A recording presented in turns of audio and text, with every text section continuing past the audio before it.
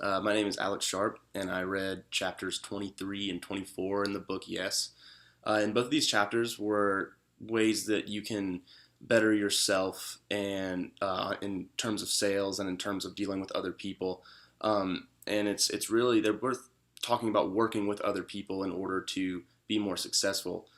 Chapter 23 is really interesting. It's titled, what is the hidden danger of being the brightest person in the room?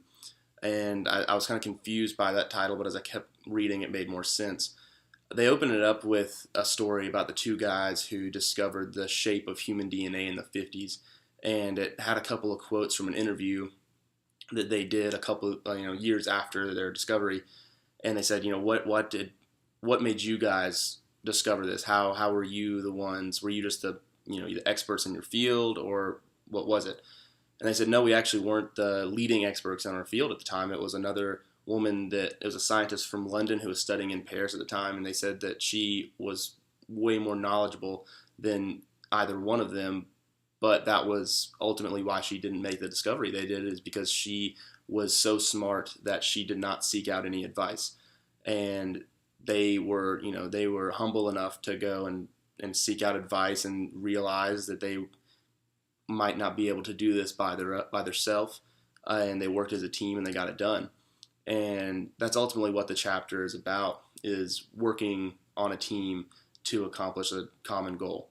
They said that a team can accomplish a lot more than one person can. Even the smartest person in the group can't get as much done as the whole team together. And they gave a lot of examples about how this would work. Even if someone just makes a comment and it might not be correct as far as the content that they're discussing, it could lead to other people thinking about something that could be a groundbreaking discovery, like discovering the shape of human DNA. There was a guy named Peter Laughlin that they mentioned, and he kind of is the leading expert, if you will, on the groupthink scenario. And he was saying that there's a couple of different examples of how teams work better than just one person. Or not really examples, rather just reasons. And the first one is, like I said, lone decision makers they don't have as diverse of knowledge as a group does. When you get 5 people in a room that all have different backgrounds and all learned in different ways, they can provide you a lot more information than just one person can. And the second reason was you gain the power of parallel processing when you get a group going. And what that means is with a single person, you have to do every step of thinking sequentially. You can't do things at the same time. A group, you can have 5 different people working on 5 different aspects of a presentation at the same time. You get it done a lot quicker, and you get it done a lot more effective. Another thing that it kind of it contradicts itself a little bit, because it says, groups have this kind of notorious stigma about they make decisions, but they tend to make bad ones, or ones that aren't popular. And one of the examples that I thought of was Congress. Congress makes a lot of hard decisions as a group, and a lot of them aren't popular. But they gave us a couple of examples on how to avoid these unpopular decisions. And one was don't cast a vote. If you have meetings, you need to have, and that's exactly what Congress does, and they lead to bad decisions. And leading into the second one, you have to have one leader that ultimately says, yes, we're doing this, or no, we're not doing this. Then we go into chapter 24, and that's about they're kind of similar in the way that you have to realize that you alone can't do enough to be successful in the company. You can't change the course of the company. They both teach you to be humble. And chapter 24 is talking about why you should have someone kind of playing devil's advocate with you the whole time you're thinking, because that can just lead you to think about other sides of an argument, and that will ultimately make you more knowledgeable on the subject or product that you're selling.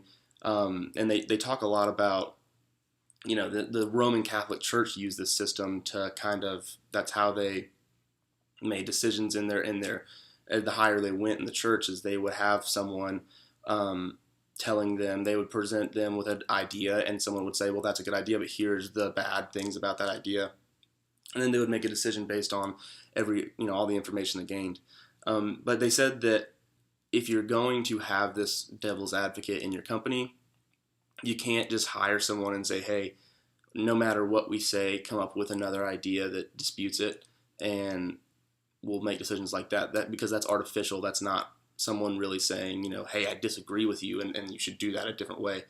And the only way to fix that is to just, if you're a manager or a CEO, you have to promote, a company attitude that, yes, we are open to suggestions. The top is not our people to be scared of. Come tell us your ideas if you disagree with us, and hopefully that'll lead to us making more popular and better informed ideas.